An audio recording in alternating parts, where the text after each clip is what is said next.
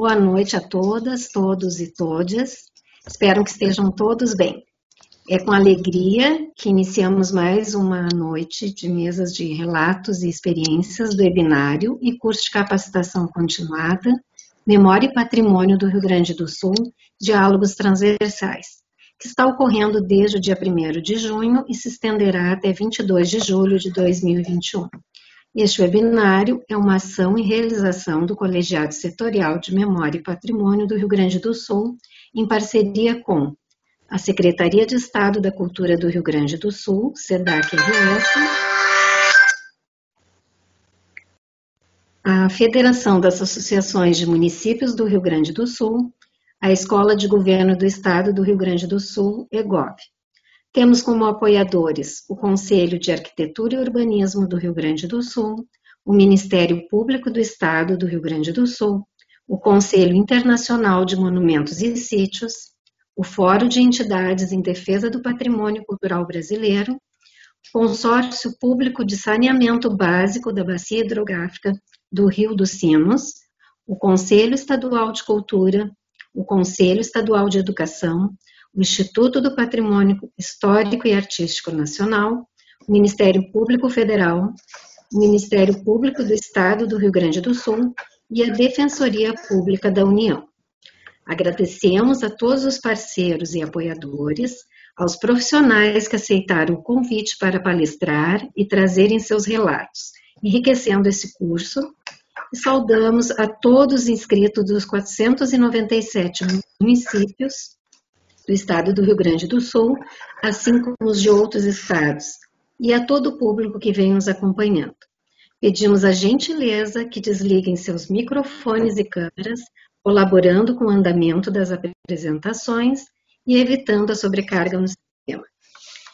Informamos que as perguntas devem ser encaminhadas pelo chat da sessão e o link da presença também será disponibilizado no chat durante o transcorrer da atividade. Nesta terceira semana do webinário, teremos o painel temático 5, Cultura dos Povos Originários, com a apresentação dos modos de vida dos povos afro-brasileiros, referenciando a cultura africana originária em adaptação local, desde a migração forçada, constituindo formas de viver e sobreviver em constante busca por respeito na contemporaneidade. A invisibilidade social histórica exige apresentar os mecanismos jurídicos e os agentes de proteção dessa cultura. A mediação da mesa desse painel temático e também os relatos de experiência, teremos João de Los Santos. João é membro do Colegiado Setorial de Memória e Patrimônio do Rio Grande do Sul e também é o secretário do colegiado e compõe a comissão organizadora deste webinário. Formado em História pela Universidade Federal do Rio Grande do Sul e mestrando no programa de pós-graduação em Memória Social e Patrimônio Cultural pela Universidade Federal de Pelotas, a UFPEL. Integrante do movimento de revitalização da Casa da Estrela e também consultor associado na Lumia Consultoria em Pesquisas Históricas. E também presidente da Associação de Amigos do Museu de Porto Alegre, Joaquim Felizardo. Seja bem-vindo, João de Los Santos, e bom trabalho a todos nós. Muito obrigado, Angelita. Boa noite a todas e todos e todes. Pois bem, gente, essa segunda parte do nosso encontro de hoje, ele vai ter relatos de experiências. Então, nós iniciaremos com um relato, está aqui presente a Wanda. A Wanda, vou apresentar um breve currículo. Ela é doutoranda em letras na URGS, professora do Instituto Federal de Educação, Ciência e Tecnologia do Paraná, campus Barracão. Coordenou o projeto aqui apresentado em 2018 e participou como equipe de 2019 a fevereiro de 2020, período em que era servidora do Instituto Federal do Rio Grande do Sul, Campus Sertão. É membro do grupo de pesquisa da URGS Letras e Vozes Anticoloniais, defensora da educação pública e do serviço público, militante por justiça social, uma professora em construção. Wanda, boa noite. tudo bem? Boa noite. O que eu vou apresentar hoje, o relato de experiência, né? Então tem a ver com o projeto que eu já vou apresentar para vocês, né? Que eu trabalhei no IFRS Campo Sertão e também com o desdobramento, né? Desses estudos que também tem a ver com o meu projeto de doutorado, que é na área de letras, né? A respeito de culturas orais e oralidades, né? E culturas populares, né? Então, o nome da apresentação que nós colocamos hoje é Visibilidade e Respeito ao Território e Patrimônio Quilombola contra propostas a partir da educação patrimonial, né? Então, a apresentação é minha, da Fernanda, que é estudante do IFRS, já é tecnóloga em gestão ambiental e hoje está fazendo licenciatura, e a Rita Tatiane da Silva Miranda, que é estudante do PROEJA do IFRS Campo Sertão, ambas do Campo Sertão. Então, durante 8 anos eu trabalhei no IFRS Campo Sertão como técnica, né? E nós vimos a necessidade de trabalhar, né, a cultura afro-brasileira, e os professores sempre colocando a situação de que era difícil conseguir materiais, como que a gente poderia trabalhar esse ensino da cultura afro-brasileira, ao mesmo tempo que na comunidade no IFRS Campo Sertão, a menos de 10 quilômetros da instituição, há 2 comunidades quilombolas, né, que é Arvinha e Mormaça. Então, a estudante Fernanda, ela já estudava já há um bom tempo no IFRS, né, mas haviam poucos estudantes quilombolas na instituição, né. Então, aí tem toda uma história que nós conseguimos aí transporte, junto com a comunidade, discutindo com as 2 comunidades, Arvinha e Mormaça, buscamos aí o transporte que levasse eles até o campus. Então, aí muitos estudantes das comunidades quilombolas ingressaram no IFRS, sem precisar sair das comunidades, sem precisar morar na cidade, né, para poder estudar no campus. E, a partir disso, nós começamos a discutir a importância de trabalhar a cultura afro-brasileira a partir dos saberes que existiam naquela região, né? Porque muito próximo à instituição estavam as comunidades quilombolas, né? Então, iniciamos aí um projeto que teve como objetivo, primeiro, investigar nessas 2 comunidades narrativas orais, que fazem o cenário, a memória dessas comunidades, a fim de que as narrativas fossem a base da organização e proposição, então, de atividades pedagógicas, da transcriação de histórias e de roteiros pedagógicos que nós iríamos propor ali na instituição, né, com vistas à representação e valorização da cultura afro-brasileira e quilombola, no espaço escolar e fora dele, né, tendo em vista também que é uma região ali que também os estudantes que vão no Campo Sertão são estudantes aí que vêm de um contexto mais rural, né, muitos imigrantes, filhos aí, netos de imigrantes italianos, alemães, e a gente entendia que a cultura afro-brasileira, mesmo presente na região, não aparecia, não era representada na instituição, né? Então, quando iniciamos o projeto, já tínhamos aí o ingresso dos estudantes quilombolas, então um dos pressupostos metodológicos do projeto foi que a equipe contasse com os bolsistas quilombolas. Então, nós procuramos aí, num primeiro momento, conversar com os estudantes quilombolas, falar um pouco sobre os objetivos do projeto e ver se eles queriam fazer parte do projeto, né? Muitos não gostariam de estudar mais na sua área, né? Não, demonstraram que gostariam de trabalhar em outros projetos.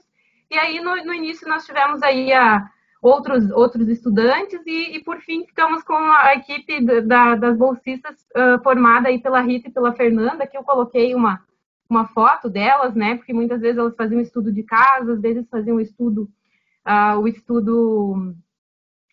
na instituição, né? Aqui em janeiro, fevereiro, nós tínhamos atividades e aí geralmente eram na casa, né? A gente ia na casa de uma, na casa de outra, ou no próprio IFRS, e aí propunha as atividades. Às vezes elas mandavam, aí aqui foi uma foto que elas mandaram um dia, que elas estavam fazendo uma tarefa do projeto, né? Então, buscamos que essas bolsistas fossem quilombolas, né? Que elas pudessem ali estar nessa busca, né? Nessa pesquisa aí dentro das suas próprias comunidades. E, enfim, aí buscamos aí entender junto aos moradores, né, as histórias, as memórias, os causos que eles contavam aí para trazer essas narrativas para dentro da escola, né? E aí fomos descobrindo também um pouco mais sobre essas 2 comunidades, né? Então, é um espaço aí que há uma disputa, né? que renega bastante a presença de comunidades de ancestralidade africana, né? Mas essas comunidades, elas estão aí na região norte do Rio Grande do Sul há mais de 150 anos. Elas iniciaram aí a sua organização mais coletiva já mesmo antes da chegada dos imigrantes italianos, imigrantes alemães, que são a população que tem de maior número, né, nessa região, mas mesmo antes elas já estavam aí. Então, pessoas escravizadas, seus ancestrais que foram escravizados vieram aí com os paulistas, né, que ocuparam esse território durante um tempo, né, o período da Guerra do Paraguai, das tropeadas, né, do caminho das charqueadas também, e aí ocuparam aí o território, então, antes, e se formaram aí, foram resistindo nesse território, né, então, no pós-abolição, ocuparam aí um espaço mais um espaço mais periférico dessas propriedades, dessas grandes propriedades, mas continuaram aí e organizaram essas comunidades que até hoje, né, estão aí nessa região, né. E nos nossos registros de áudio aí durante os projetos, né, nas nossas notas de campo, nós pudemos aí observar narrativas que demonstram ontologia relacional comunitária, né, relacionada com a coletividade, com o território, com a vida dos seres, as subjetividades, né, a história, as vivências dos moradores, que se relacionam com vários períodos aí, República Velha, período que eles chamavam das guerras, né, em que as pessoas da comunidade, os homens da comunidade, eram aí eram obrigados a trabalhar, né, então as revoltas regionais que aconteceram nessa região, movimentos migratórios, econômicos, né, e histórias de assombração, de coragem, de lobisomem, né. Na comunidade da Arvinha, por exemplo, há uma história que é um lobisomem que aparece até hoje lá na comunidade, que é o lobisomem branco, né. Então, lá na comunidade existe essa narrativa, né? Então, muitas vezes a gente brincava até na escola, que cor que é o lobisomem, né? Então, sempre se conta a história do lobisomem preto, né? Mas lá na comunidade da Arvinha, o lobisomem que aparece é o lobisomem branco, né? E aí eles têm toda uma narrativa que tem a ver com com o aparecimento desse lobisomem, como que ele ocorre, né? E animais silvestres, lembranças dos puxirões, né? Os puxirões que eles contam. Então, são as duas comunidades que são uma próxima à outra, né? Então, um ajudava a outra, né? Então, muitas vezes houve os processos de racismo atravessaram essas comunidades também, e uma comunidade dependia da outra, muitas vezes, né? Para fazer os trabalhos nas casas. Então, o puxirão era um mutirão, né? Aquele trabalho comunitário que uma semana vai na casa de alguém, faz todo o serviço da roça, mata porco, mata gado, e daí na outra semana vai na casa do outro. Então, era um trabalho coletivo, assim, que um ajudava o outro, né, para dar conta do serviço, né. Então, todas essas vivências em que as duas comunidades aí resistiram nesses processos, né. E sempre as comunidades, o que nos chamou muita atenção, né, as comunidades, sempre essa relação com o território, né, mesmo num espaço que é muito dominado pelo monocultivo da soja. Então, muitos dos nossos registros, depois nós fomos nos dando por conta, que aparece aqui, a gente tira foto ali da propriedade da comunidade, né, em algum lugar, às vezes nem todo mundo mora no espaço mais coletivo, às vezes mora um pouco mais retirado, mas lá atrás tem a lavoura de soja, né, e é onde tem uma família quilombola, então, mais essa relação com a natureza, né, com as plantações ali, essa relação com os seres que ali habitam, né. Aqui tem um pouco das experiências, né, do nosso projeto.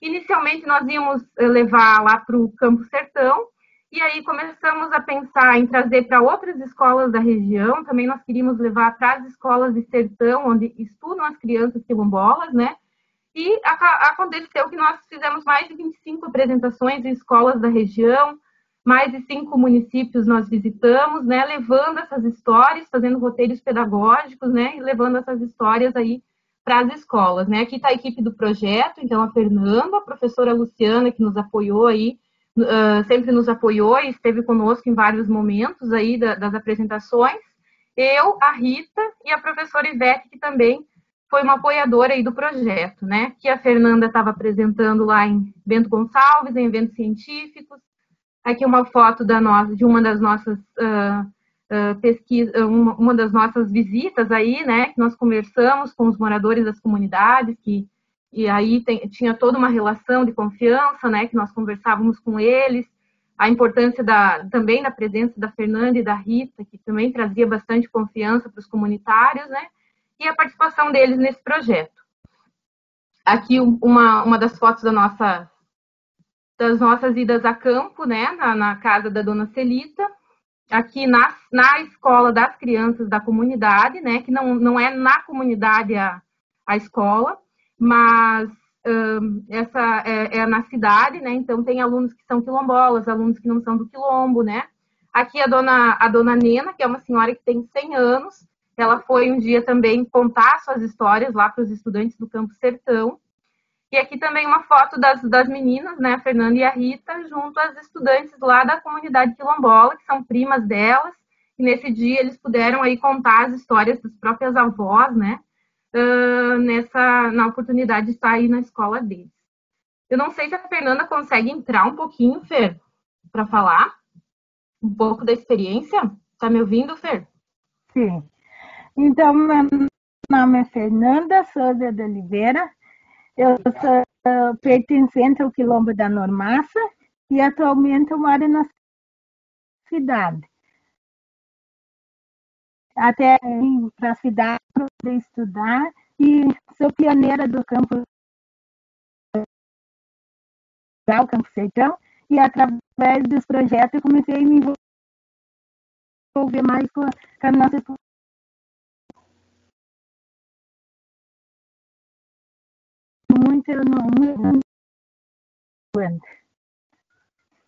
o projeto das narrativas orais do Quilombo da Normaça e da Arvinha.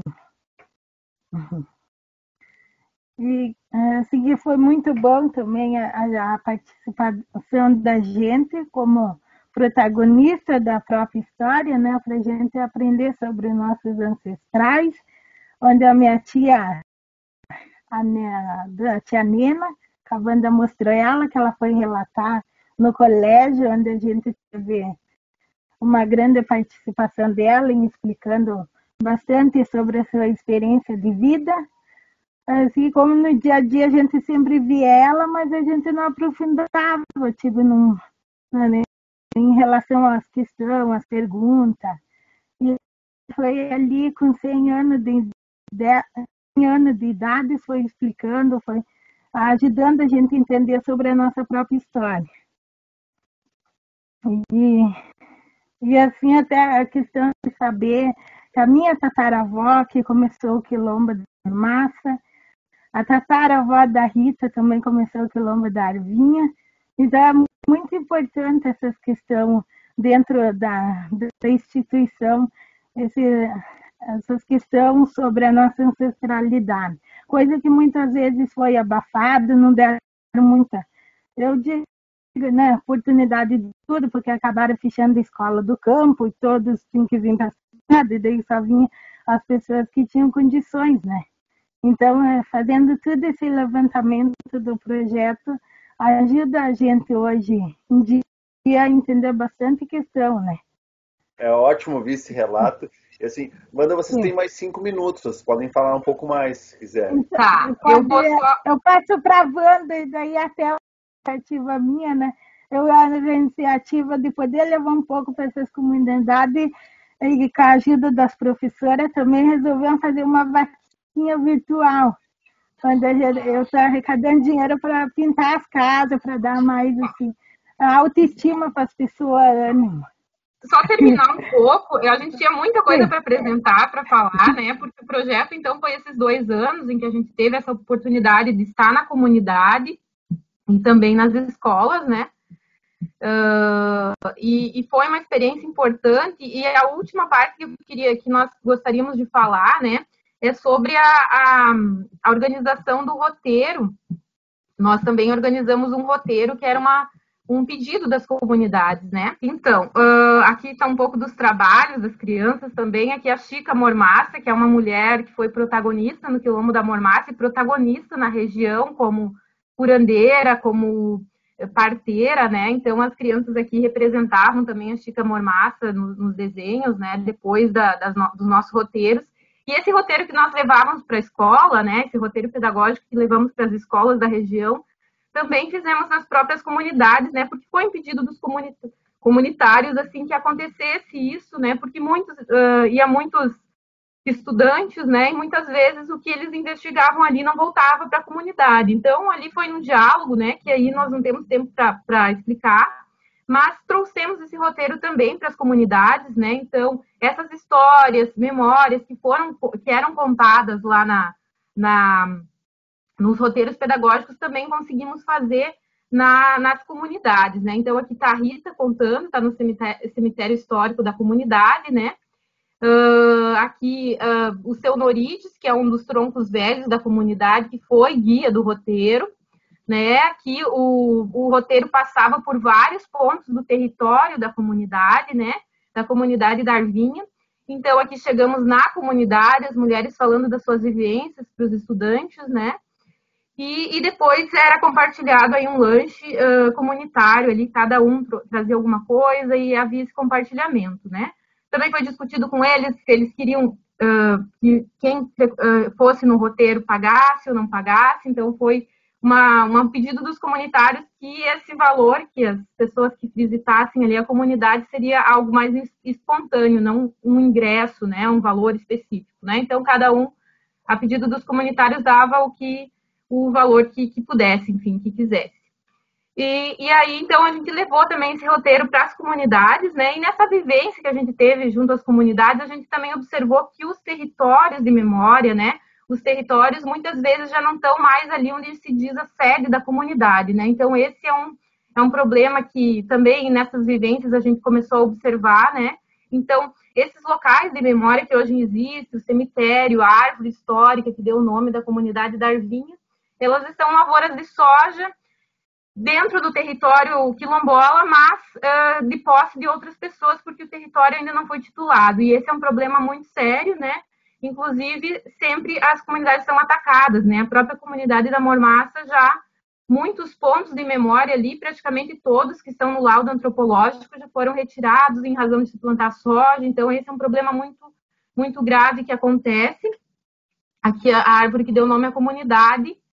Aqui também a gente traz uma outra narrativa que não vai dar tempo de falar, mas enfim, a árvore que deu nome à comunidade da Arvinha foi arrancada já 2, 3 vezes. Agora, na última vez que arrancaram, aí já ela não rebrotou, né? Mas a pedido dos comunitários ficou no mesmo. A gente falou com o Ministério Público, foi toda uma. A comunidade também entrou em contato com nós, que estávamos no projeto, e informamos o Ministério Público. Quem arrancou a árvore teve que replantar, mas é todo um trabalho bem difícil, porque esse território é quilombola, né? Um território reconhecido como quilombola, mas hoje ainda não titulado. Então, todos esses locais de memória aí que nós fizemos também o roteiro, eles estão sempre sendo ameaçados. Esses tempos, o cemitério da comunidade queriam tirar daquele lugar, né? A comunidade tem que fazer um abaixo-assinado para que permanecesse lá.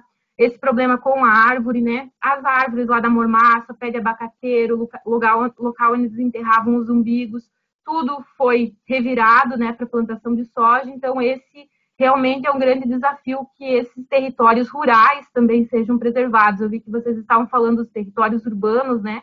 Mas isso acontece também nos territórios rurais, em razão da plantação de soja, da monocultura, né, que acaba que não respeita, né, não caracteriza, né, não descaracteriza os territórios quilombolas, né. Aqui nós registramos uma foto também de uma das meninas que moram lá na comunidade da Arvinha, né. Aí já a árvore estava sem vida, mas mesmo assim os comunitários pediram para replantar e pediram para plantar uma árvore nova, né. A árvore era centenária, mais de 100 anos, e deu o nome à comunidade da Arvinha, né? Então, o que as pessoas falam é que não sabiam que existia comunidade quilombola ali, que não sabia que aquela árvore era centenária, e sempre é a mesma coisa, né? Então, um pouco das vivências aí do projeto nos fizeram com que a gente fosse para as escolas, levasse esses saberes para as escolas também, mas também constatasse essa dificuldade aí de respeito ao território quilombola, que é agredido mesmo, assim, e aí pelo monocultivo, pela plantação de soja, né, pela economia, em detrimento aí das comunidades. Então, um pouquinho, eu acho que já terminou meu tempo, né? Então, é o que hoje a gente preparou, mas estamos aí abertos para discussões, e aí vamos dialogando mais. Excelente a apresentação de vocês. Eu acho que assim, deixa eu retornar aqui a minha câmera. Estou vendo vários comentários aqui no chat de pessoas que estão muito empolgadas com esse projeto de vocês. Eu vou dar agora o espaço à segunda apresentação. Depois da segunda apresentação a gente retorna, manda para a gente conversar um pouco mais assim. Eu quero trazer um questionamento também, eu fiquei bem curioso, assim, achei muito interessante o projeto. Parabéns para vocês. Tá bom, obrigada, seguimos dialogando. Tranquilo. Então, gente, agora eu vou partir para o segundo relato, nós vamos partir para o segundo relato, que é hoje nós temos aqui a Giane Vargas. Boa noite, Giane. Professora adjunta da Universidade Federal do Pampa, campus de Jaguarão, dos cursos de História e de Produção e Política Cultural.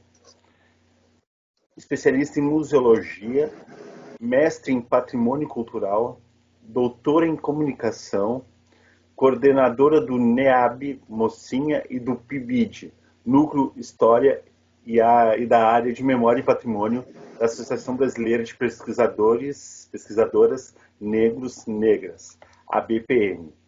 Coordenadora do projeto de pesquisa Clubes Sociais Negros do Brasil, Uruguai, é sócia honorária do Clube 24 de Agosto e organizadora do livro intitulado Clube 24 de Agosto, 100 anos de resistência de um clube social negro na fronteira Brasil-Uruguai. Ex-servidora do Marx e do Memorial do Rio Grande do Sul. Então, a Giane trará hoje o seu relato sobre os impactos do projeto de pesquisa Clubes Sociais Negros no Brasil e Uruguai, mapeamento, memória, patrimonialização e educação das relações étnico-raciais. Boa noite, Giane. Seja bem-vinda. Boa noite, João. Ouvir seu relato. Muito obrigada pela apresentação. Eu gostaria de saber se vocês estão me ouvindo bem. Perfeitamente. Então, quero desejar uma boa noite a todas, a todos e todes. E, em primeiro lugar, eu gostaria de agradecer mesmo o convite para esse webinário e dizer que eu me sinto muito honrada em fazer parte desta formação. E eu aproveito também para te cumprimentar, não é, João? Embora não nos conheçamos ainda presencialmente, mas é o que essa rede tem nos proporcionado, que a gente possa dialogar, e aqui, como tu disseste, tem pessoas de outros lugares do Brasil também, não só aqui do Rio Grande do Sul, e então essas redes sociais têm possibilitado.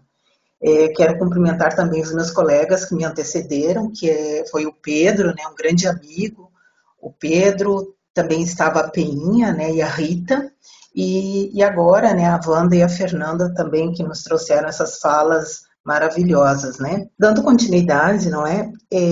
Quando eu me dispus, então, a fazer essa fala, a convite do meu colega de área, e um amigo, que é o Darlan, acredito que ele esteja aqui conosco, o Darlan solicitou que eu pudesse falar um pouco a respeito da minha experiência de trabalho e de pesquisa num clube social negro centenário aqui na fronteira Brasil-Uruguai, que é o Clube 24 de Agosto. E eu fiquei bastante pensativa e eu sabia que eu teria, de alguma forma, que retomar e acionar a minha própria memória para lembrar de algumas questões que não poderiam passar despercebidas. Mas, ao mesmo tempo, ao ser provocada pelo Darlan, eu me vi fazendo um grande esforço para relembrar e para não esquecer. E é tão difícil, esse é um exercício, que a gente tem que fazer. E a gente sabe que a memória é isso, é lembrança e é esquecimento. Então, mas ao mesmo tempo, a gente sabe que sempre vai ter alguém que vai nos lembrar, que vai fazer com que a gente lembre de determinados fatos, E também vão acionar as nossas memórias. Então, é dessa forma também que nós vamos melhorando, digamos assim, os nossos olhares, né? Porque o meu olhar ele vai sempre sendo melhorado a partir do teu. E é o que, sinceramente, eu espero, né? Aqui nessa noite que nós possamos trocar experiências positivas de vida e que falem principalmente da emancipação e das conquistas do nosso povo negro dentro e fora do espaço acadêmico.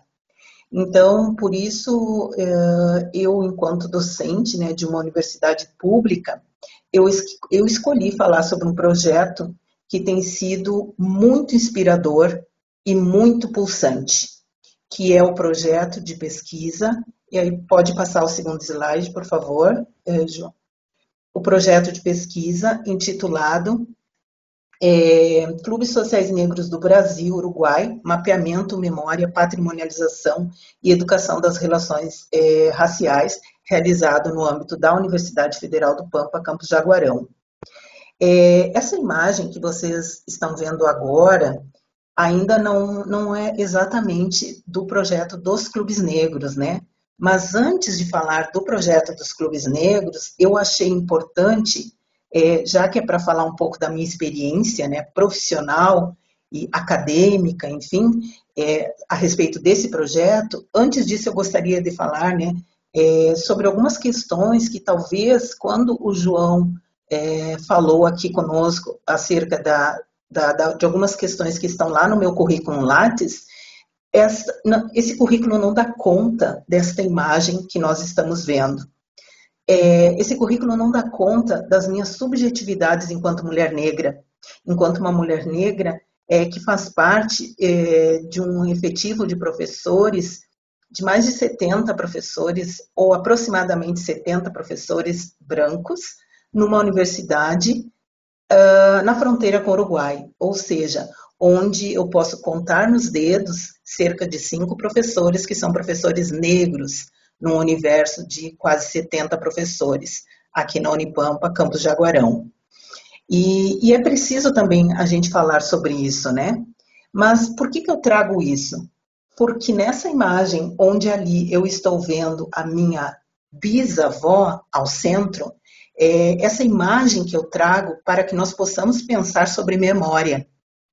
Porque ao falar dos meus, eu estou falando também de nós.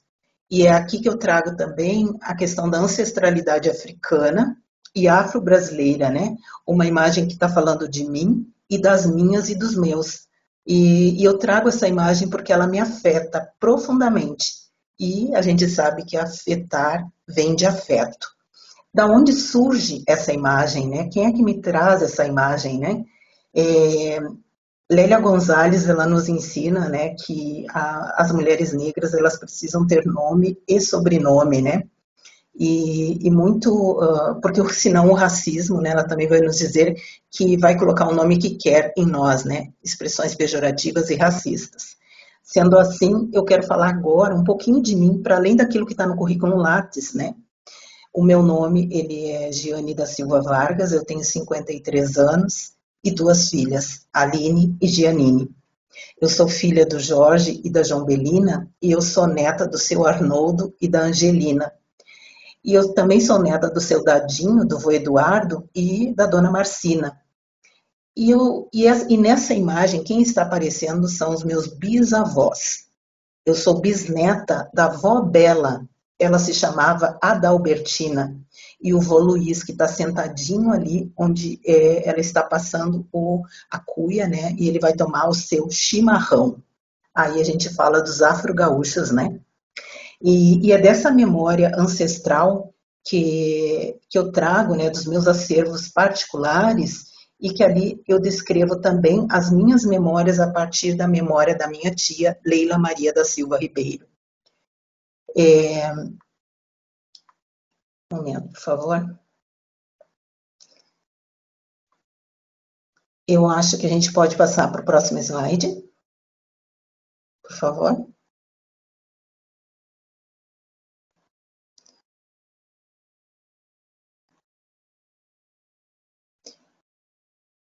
E eu penso, então, retomando aquela imagem, né, eu penso que é daí também, né, a minha tia, quando ela falava da minha avó, da avó da Albertina, que faleceu aos 90 anos, ela dizia que a minha avó era parteira, né, e o meu avô, ele animava bailes com gaitinha de boca. Então, eu penso que pode ser daí que vem essa minha paixão, né, pela pesquisa, pelos os clubes sociais negros, as festas, os bailes, as rainhas negras. Eu acredito que tem uma origem aí também. Esse terceiro slide, eu trago um pouco daquilo que eu sou, né? Eu nasci em Santa Maria, eu estudei e me formei em Santa Maria, tendo a maior parte da minha formação em escolas públicas, né? E a minha maior parte da formação também foi de ensino superior, foi numa universidade pública, a Universidade Federal de Santa Maria, que foi uma universidade que me proporcionou inúmeras experiências profissionais, culturais, educacionais e internacionais. E eu quero dizer que também é lá que a gente tem esse parte de dentro e também de pessoas daquele entorno, todo engajamento político, técnico e convergências, muitas convergências e talvez que podem superar qualquer tipo de divergência que pode ter acontecido ao longo dessa trajetória profissional. E por que eu trago essas identidades visuais, né? Eu sou uma profissional da comunicação também. Eu fiz um doutorado em comunicação na Universidade Federal de Santa Maria e trazer essas identidades visuais para essa apresentação de hoje tem a ver também com comunicação, não é mesmo? E aí me faz lembrar esses antecedentes e esses lugares onde eu já trabalhei que forjaram a profissional que eu sou hoje. Aí eu trago o Museu de Arte do Rio Grande do Sul, onde durante muito tempo também exerci minha profissão como servidora pública do Estado, o Museu Comunitário 13 de Maio, como ativista do movimento negro, o movimento de clubes sociais negros, onde ali a gente tem uma identidade visual desses movimentos, eu estou na terceira identidade. Posso falar também de Atinuquê, que é um grupo de estudos sobre o pensamento de mulheres negras, idealizado por mim, por Fernanda Oliveira e pela Nina Fola, e a própria Universidade Federal do Pampa, onde lá hoje estou coordenando um núcleo de estudos afro-brasileiros e indígenas, que é a UNEAB Mocinha. E finalizando, quero falar desse projeto de pesquisa que acontece no interior da Universidade Federal do Pampa, que é o projeto que vos trago no dia de hoje. Por favor, pode passar o próximo slide, João.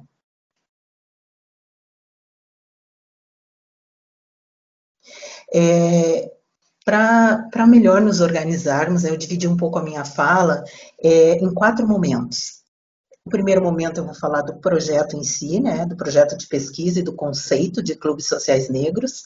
Vou falar um pouco dos desdobramentos e do quanto as leis de incentivo à cultura e a mais recente, né, que é a Lei Aldir Blanc, tem estimulado e impulsionado o desenvolvimento desses espaços culturais e está em andamento. Vou falar dos impactos desse projeto, tanto o projeto de pesquisa quanto o projeto de fomento, e aí eu parto depois para a conclusão desse trabalho e os novos passos, né, que nós almejamos com esse projeto e tantos outros. Por gentileza, João, próximo slide. E aí, nesse sentido, eu gostaria de salientar que esse projeto de pesquisa, ele é apenas um dos inúmeros projetos que nós desenvolvemos e que coordenamos no âmbito da Unipampa. Por gentileza, o próximo. Aqui eu trago, né, uma lista de projetos, né, para que a gente tenha um pouco da ideia do que nós, enquanto docentes, né, a gente acaba realizando no âmbito da universidade, né, para além de ministrar as disciplinas, coordenar núcleos e inúmeras outras atribuições que também são burocráticas, para além das nossas aulas, nós coordenamos projetos de ensino, de pesquisa e de extensão. Nesse semestre, e desde que eu ingressei na Unipampa, eu tenho coordenado alguns projetos, né? E aqui eu tenho uma lista deles deste ano, sendo que alguns vão até o ano de 2023, 2024, são projetos de extensão e de ensino e de pesquisa. E aqui eu tenho pelo menos 6 projetos. E aonde está a flechinha, a linha amarelo, é o projeto que nós estamos conversando hoje. que é o projeto dos clubes sociais negros. Para além disso, tem os grupos de estudos, os projetos de pesquisa sobre mulheres negras, rainhas negras no âmbito da Unipampa também, e onde a gente procura conhecer um pouco mais da comunidade de Jaguarão. Por favor, o próximo, João. Mas aí eu gostaria de perguntar, dando sequência, né, quais são os impactos do projeto de pesquisa Clubes Sociais Negros do Brasil, Uruguai. Por isso que é preciso, então, né, antes de mais nada, que a gente entenda o significado e os conceitos, né, desta categoria Clubes Sociais Negros. Essa imagem que agora a gente está vendo são imagens que são bastante recorrentes dentro dos espaços clubistas. Imagens como estas estão na contramão de todo um sistema que coloca imagens de pessoas negras em lugares subalternizados. Essas imagens, com muita imponência e beleza, é o que nós vemos dentro dos clubes negros. Então, por isso eu fiz questão de trazer, porque essa também é uma das imagens encontradas no acervo do Clube 24 de Agosto. É uma foto da década de 20 e faz parte, né, deste acervo. E a imagem que estampa, né, a capa do livro do centenário do clube, que o clube fez questão, né, de financiar um livro quando ele completou 100 anos, e isso foi no ano de 2018. Por gentileza, próximo slide. Então, nesse sentido que eu trago também algumas questões, né, para a nossa reflexão e nosso debate. Eu fiz algumas perguntas, né, mas na verdade vocês é que poderão também trazer essas questões, mas eu acho importante a gente pensar, né, para além de pensar qual é o conceito que nós temos na atualidade, né, do que são clubes sociais negros. Essas artes foram desenvolvidas pela Vi Sabino, que é a social media do nosso projeto. Pode passar, por gentileza? E aí eu trago também o próximo, por favor. Gi, desculpa, tá maravilhosa a tua apresentação, mas eu tenho que te alertar que tem mais 5 minutos. Tá bem, então vamos lá. Bom, querida. Sim, obrigado. Vamos lá. Continua, tá maravilhosa. Essas questões eu não vou fazer todas agora, mas é para pensarem que, para além do significado do que é um clube social negro, é preciso pensar quais são as principais características desses espaços, aonde eles estão localizados, qual é o clube mais antigo do país e o que a gente tem aprendido com esses espaços. Pode passar, por gentileza.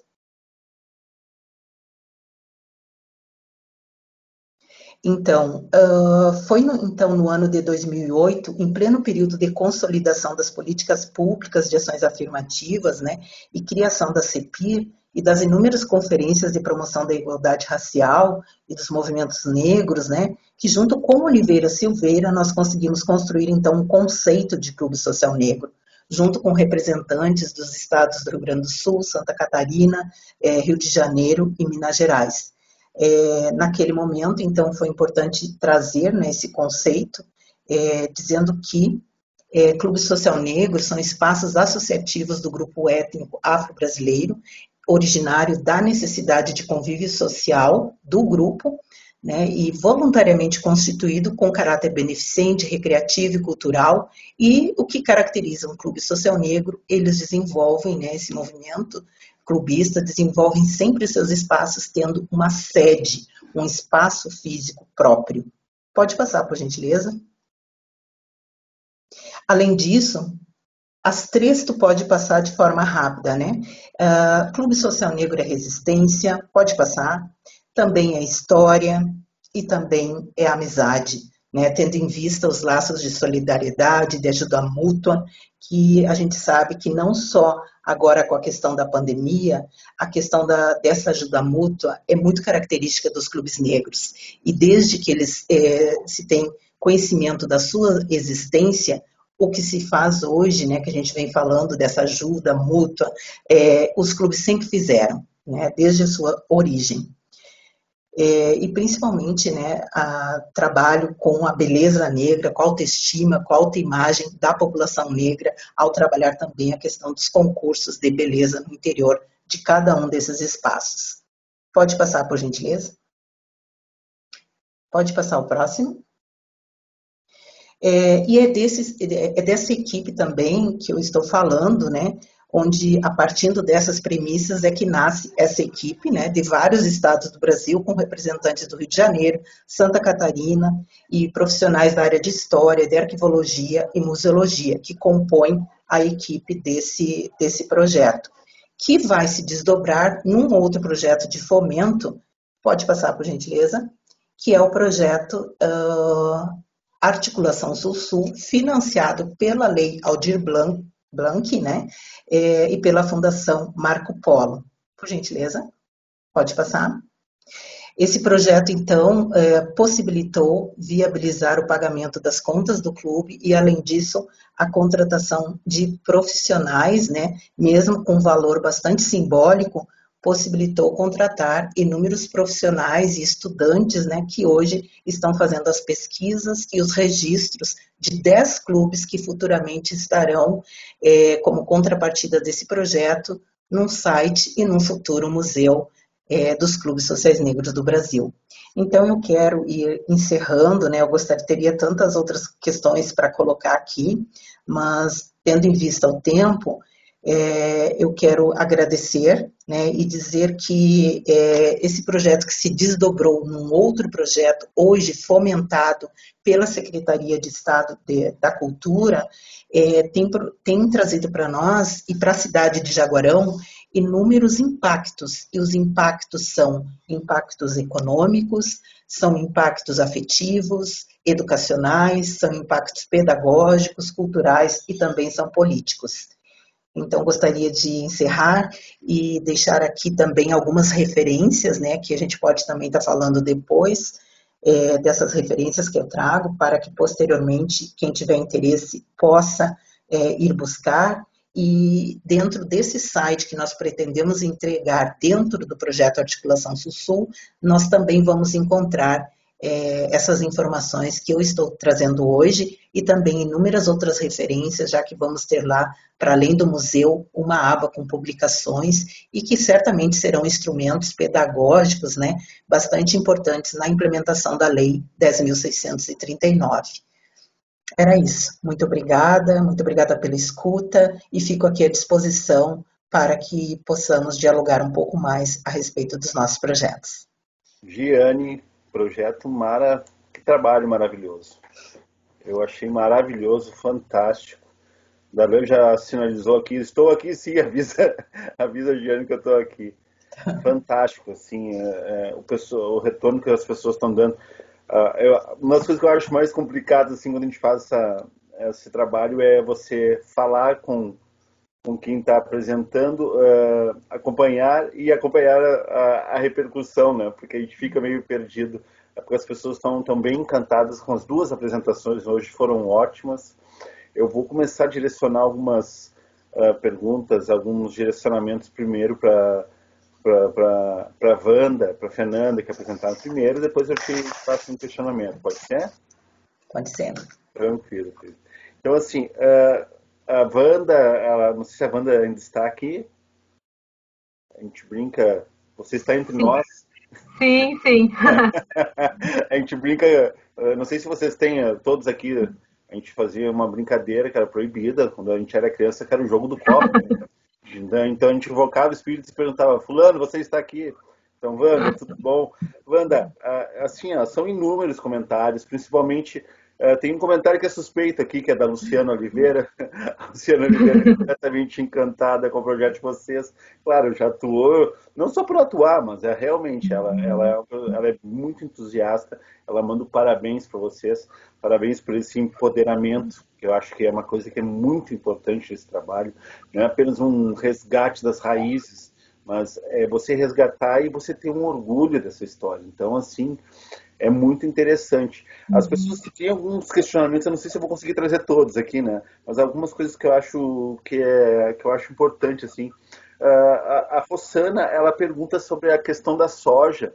A questão da soja é uma questão de plantio recente, eu acredito também. Como é que era antes?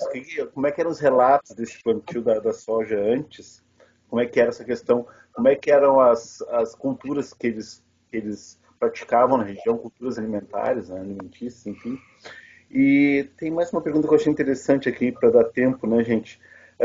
A Maria Helena Santana, eu acho, é a Maria Helena, ela tá querendo, assim, uma questão que ela falasse mais sobre quais são os sentidos que as pessoas dão para essas histórias de lobisomens e assombrações, um pouco mais também, como é que a Arvinha se tornou um símbolo, se tornou essa referência, e por fim, é muita pergunta, né? E por fim, como é que foi esse processo de replantio da Arvinha? Deu certo? Tiveram que botar alguma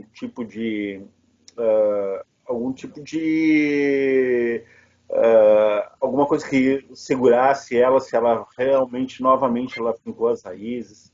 Você falasse um pouco sobre isso. Eu vou aproveitar que eu estou com a câmera aberta e vou responder algumas. Aquela mais relacionada ao território, de como era o território antes, a Fernanda vai responder. Então, aproveitando o tempo aqui.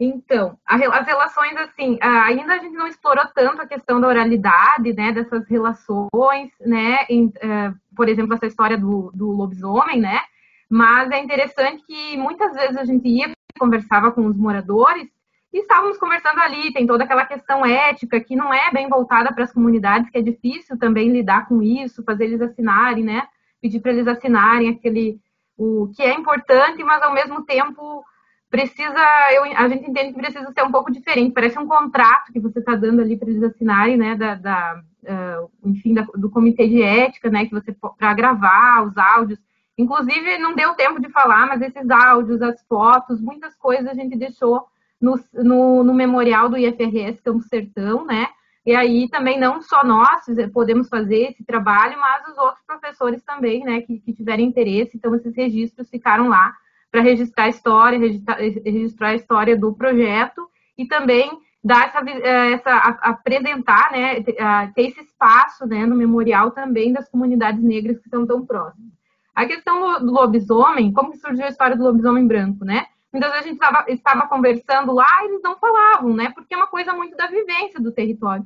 Aí você está chegando ali próximo à estrada e na Arvinha passa a estrada Transbrasiliana, que é uma estrada que corta o Brasil inteiro, né? E nessa parte ali de Passo Fundo e Coxilha, ela não é asfaltada, né? E aí o lobisomem branco, ele aparece ali na estrada, né? Então, não é no momento que você está conversando, gravando, muitas vezes tu tá passando pela estrada, tá junto com os moradores, vamos ver a Arvinha, e eles dizem, aqui aparece sempre o lobisomem branco, né? E o lobisomem branco nada mais é do que um senhor que é branco, né? Que ele é muito alemão, e ele se transforma em lobisomem. E isso acontece, inclusive esse relato também está no laudo, nos relatórios antropológicos, né? Que eles relatam que aparece ali o lobisomem branco, que é um homem que é um vizinho ali da comunidade, e o seu Canela sempre diz que ele aparece ali, os cachorros avançam nele, e no outro dia ele estava bem bravo. Se encontrar ele na estrada, esse homem vai estar bem bravo, porque ele sabe o que aconteceu na noite anterior, e o pessoal da comunidade também sabe, né? Então, acontece. Então, essas histórias, muitas vezes, elas não chegam ali no momento que tu está gravando, e sim as vivências, quando você vai ativando as memórias que passam pelo território de memória, né? Então, a história do lobisomem branco é mais relatada pelos adultos mesmo, que moram ali próximo à Transbrasiliana, né? E que vem quando aparece o lobisomem. A história da Arvinha é bem longa, né? Mas o nome da comunidade da Arvinha, se vocês forem, é a comunidade quilombola da Arvinha, né? Então, a Arvinha é uma árvore que fica numa coxilha, e no tempo dos tropeiros eles passavam por ali, descansavam. Só que a comunidade conta que não era uma árvore, que era um palanque que encerrava o gado, né? O gado dos tropeiros que ficava por ali. Ela era um palanque, ela brotou daquele palanque. E nos registros, né? A comunidade tem esse nome desde sempre, desde o século XIX, Comunidade Quilombola da Arvinha, ou Invernadinha da Arvinha. Né? Então, todo mundo sabia que aquela é a árvore da Arvinha, não é hoje está de posse de outras pessoas, mas é o território quilombola que, quando for titulado, né, vai pertencer à comunidade, novamente. E aí, então, essa arvinha ficou por muito tempo lá, mas agora, em 2019, arrancaram pela segunda vez. Na verdade, eu falei 3 vezes, mas foi 2 vezes, pelo menos, oficiais, né, que se sabe que arrancaram a arvinha.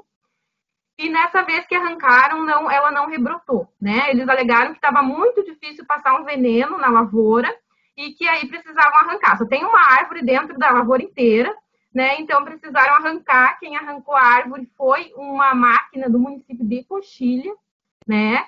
Então o dinheiro público usado para ali arrancar uma árvore que foi histórica, né? E aí quando a comunidade descobriu, no outro dia, né, já acionou a brigada ambiental e tudo mais, né? E aí, como a gente estava com essa relação em razão do projeto, falaram conosco, e nós, antes que alguém agisse do Estado, né, que ia demorar um tempão, a gente pensou em conversar com o dono da terra, lá da propriedade, que deixasse replantar a árvore, né, porque senão a árvore ia morrer, né. Então, ó, tentar arrancar, porque arrancaram com aqueles tratores, mas conseguir plantar com raiz, né? E aí a gente conseguiu convencer ele sabia que não, ele não disse que não sabia que era uma árvore histórica, que ele comprou a terra fazia pouco tempo, fazia 2 anos, e a gente conseguiu replantar. A própria prefeitura foi lá e replantou daí, né? Só que, assim, em termos biológicos, a árvore não resistiu, né? Realmente ela não rebrotou. E aí continuou o mesmo processo, o pessoal queria tirar o tronco de lá, porque atrapalhava para passar o veneno. Aí teve uma reunião no Ministério Público, eu participei, porque, né, todo mundo que estava envolvido no processo foi convocado. E a Rita, que é essa outra estudante que também é líder lá na comunidade, né, que hoje ela não pôde estar aqui, ela defendeu ali a comunidade, defendeu a vontade da comunidade, que não era para tirar a árvore de lá, que era para ficar na Coxilha, e isso era um pedido deles. Mas foi toda uma luta muito grande, assim, para que permanecesse a árvore na Coxilha, para que se replantasse uma árvore da mesma espécie, que é o cambará, né? E aí, que cercaram ali, né? Cercaram também a arvinha, né? Acho que tá dando microfonia aí, com algum. E aí foi isso, assim, né? Então, hoje tem se conseguiu deixar a árvore naquele mesmo lugar, embora hoje não, né, não tenha mais vida, mas a comunidade reconhece ali como um local de memória, né? Não só a árvore, como a esquilha, né? Então, foi uma luta bem grande para continuar ali o tronco ali naquele lugar, né? Mas histórias que envolvem a árvore. Né? Uma vez a árvore foi arrancada também, o seu Norides contou no roteiro, nós não sabíamos dessa história. Uma vez a árvore foi arrancada por pessoas que achavam que tinha um enterro de dinheiro embaixo da árvore, né? Então tem essas histórias também. E aí eles foram embora, não encontraram dinheiro nenhum, foram para casa, foram dormir, não conseguiam dormir porque alguma coisa não deixava eles dormir. Essas pessoas que arrancaram tiveram que ir lá plantar de novo a árvore. E aí a árvore rebrotou, né? O seu Norides nos contou. Mas isso faz muitos anos. E agora teve essa questão aí mesmo de arrancarem para plantar, para continuar soja, né? Alguns metros ali, né? E aí é bem interessante porque a pessoa que arrancou disse: a gente não sabia, que nem sabia que existia quilombolas por aqui, faz 30 anos que eu moro por aqui e não sabia que existia quilombolas, né? E daí as comunidades estão lá há cerca de 150 anos, né? Então tem toda essa dificuldade aí numa região aí que é tomada pelo agronegócio, né? Respeitar os territórios quilombolas, né? E aí na Mormaça, a Fer vai falar um pouquinho mais também sobre o território lá da Mormaça, que é próximo à Arvinha, né? Mas também, lá os marcos de memória, né, que são as árvores, já foram arrancados aí para plantar soja. Então, o que está lá no laudo antropológico, né, já não existe mais, vamos dizer assim, como local de memória, em razão de ser arrancado para plantar soja, né? Então, quando planta soja, descaracteriza aquele território, né? Arranca tudo, arranca pedra, e aí só fica a soja mesmo, né? E as memórias, claro. Deixar aqui um espaço para a Fer falar também um pouco sobre o território lá da Mormaça.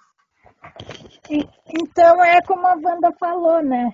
Sobre o símbolo, as coisas que tinham nas comunidades, que eram as árvores no território. Tinha um cambará, tinha uma árvore de Jacó, que deram esse nome para uma árvore.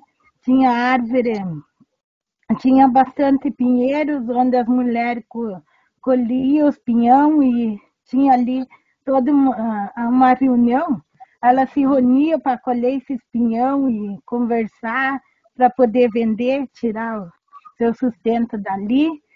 E acabaram que foram arrancando para essa monocultura de soja, no entorno das comunidades.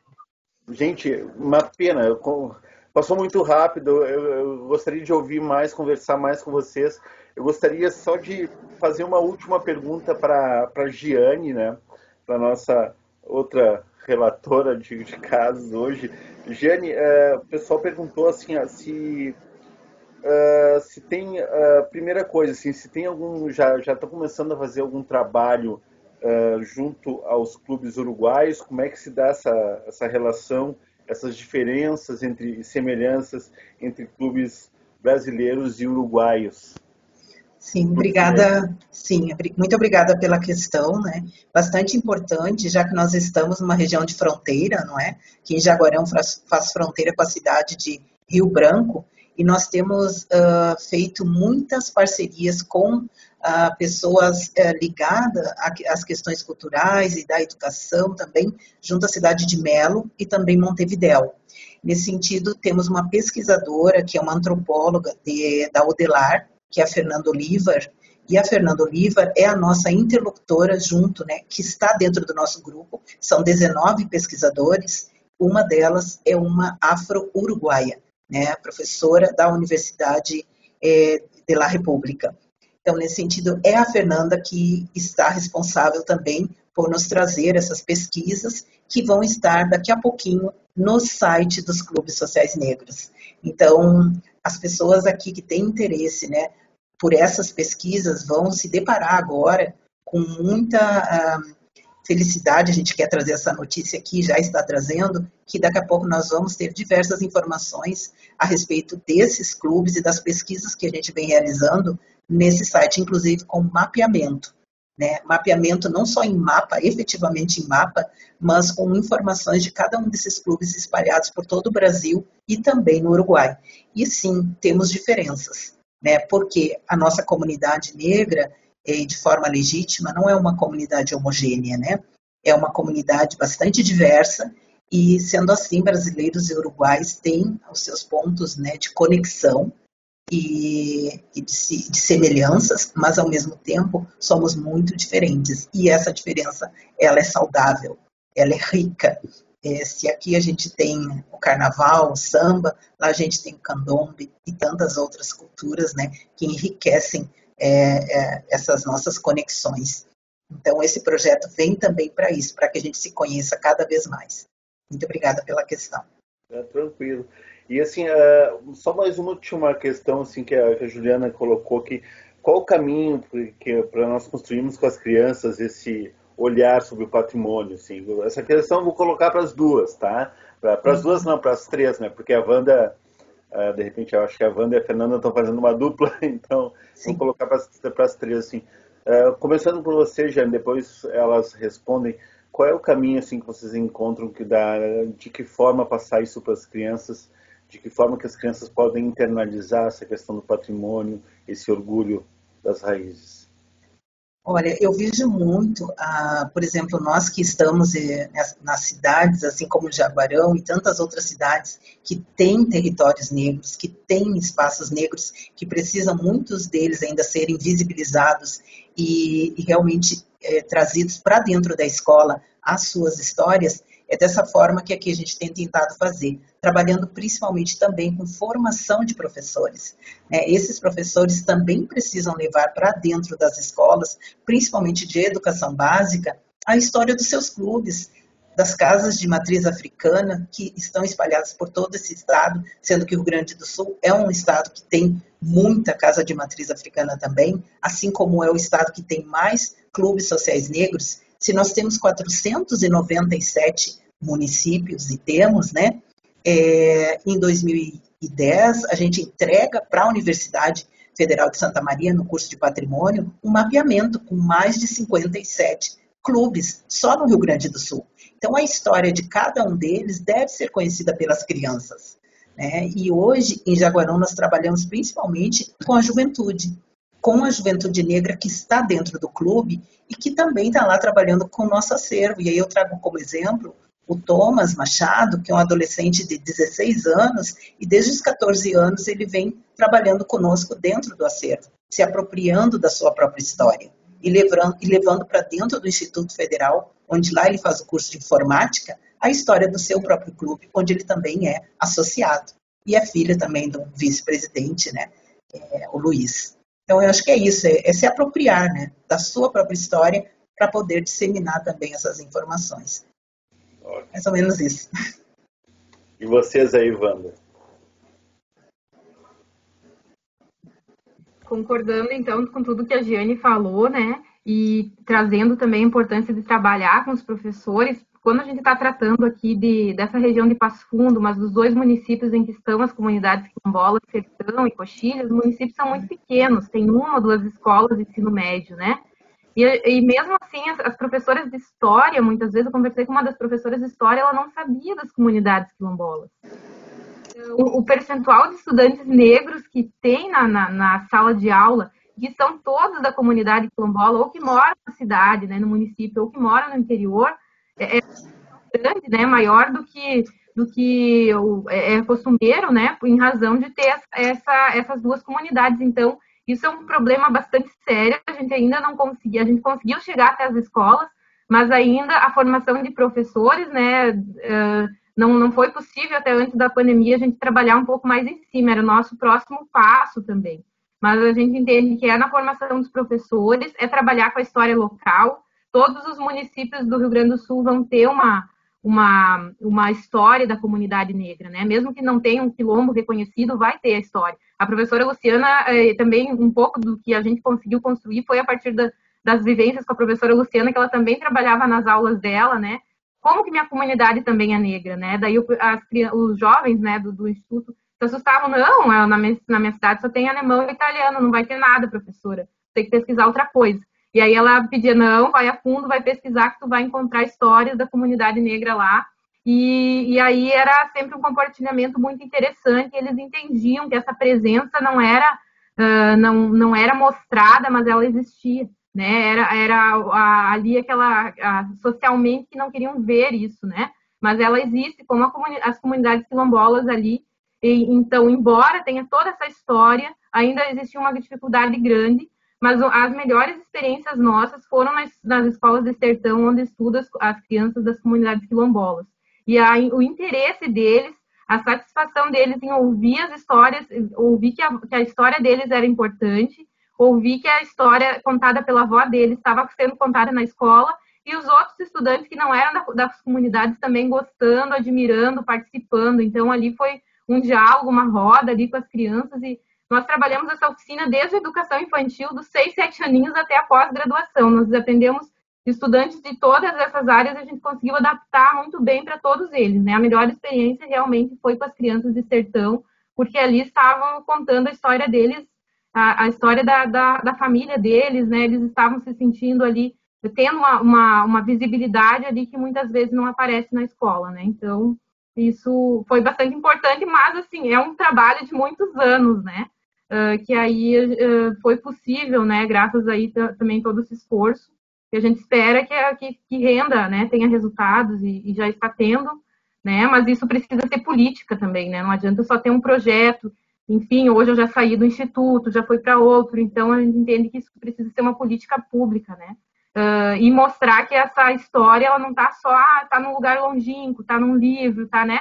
Não, está ali, está aqui no Rio Grande do Sul, está aqui no Norte, né? Aqui também, a Giane falou, né, dos clubes negros, aqui também, agora, ano passado, né, o Clube Flor da Serra de Carazinho destruíram, né, ali o prédio, né, onde existia esse clube negro. Em Passo Fundo também, o Visconde do Rio Branco também não é cuidado, não é valorizado. Então, tudo isso demonstra aí por que acontece, né, essa invisibilização muitas vezes, né? Tudo existe, é audível, é visível, mas a sociedade muitas vezes quer esconder, né? E a Fernanda queria falar um pouquinho sobre a vaquinha, se tem um minutinho para a gente poder falar, né? Porque são nesses espaços que a gente consegue, aí a Fernanda tem um projeto de pintar os quilombos, né? Ela vai explicar um pouco mais, vou deixar o link aqui, vocês podem abrir ali para vocês verem um pouquinho mais, né? E é nesses momentos que a gente consegue aí um pouco de doação. Faz 21 dias que teve um evento anterior e faz 21 dias que não entra nenhuma doação também. Então, se vocês puderem ajudar, o mínimo é R$25, o que puder ajuda, né? Vou colocar aqui o link e a Fernanda vai falar um pouco, porque é uma ideia aí que partiu dela e de outras pessoas aí da comunidade. Colorindo quilombos, Fernanda. Sim. Colorindo, então, as comunidades com as cores vibrantes, com cores fortes para dar visibilidade, para entrar bem dentro dessa questão da visibilidade, para acordar o que estava adormecido, que muitos, a gente diz os brancos, né, queriam dizer que não existia comunidade, só que existe, a gente está ali, tem as pessoas existindo, as pessoas mais idosas, e para dar também a partir da casa deles, que são casas assim até a questão do mofo, tende a entrar umidade nas casas, muitas não são pintadas, então toda essa questão dá um pouco mais de conforto, porque vendo uma cor bonita, essa casa é bonita, dá autoestima para eles, né?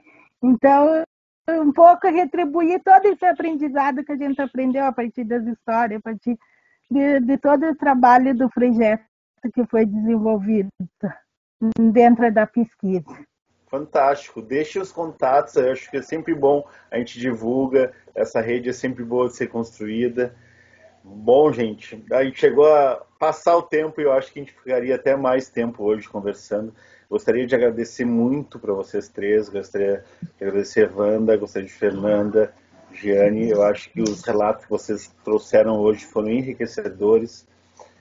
Para mim foi bem importante, para mim é muito, muito legal ouvir esses sotaques que eu ouvi hoje. Hoje eu ouvi o sotaque desde o início, antes da Peninha, falando lá da Paraíba, depois agora eu ouço esse sotaque da Fernanda, e eu me lembrei muito, assim, de uma senhora que eu gostava muito, minha família é de São Gabriel, tinha a senhora, a mulatinha era muito amiga da família, e ela tinha esse sotaque maravilhoso, muito parecido com o da Fernanda, me deu muita saudade, isso é uma coisa que a gente tinha muito carinho por ela. Gente, muito obrigado, eu acho que nós estamos encerrando hoje de maneira maravilhosa, agradecendo novamente a todos que estiveram conosco até agora. Uma boa noite a todos. Peço agora por gentileza que a Angelita termine com a formalidade do protocolo. Sim. E fiquem em paz, cuidem dos seus. Um abraço. Obrigada. Bom, estamos terminando essa noite maravilhosa de aprendizados. E lembramos que na semana que vem teremos o painel temático 7, tendo o turismo rural como tema norteador. Agradecemos a presença de todas, todos e todas. Continuem acompanhando a programação, que vai até o dia 22 de julho. Boa noite a todos e fiquem todos muito bem. Tchau. Obrigada. Tchau, tchau.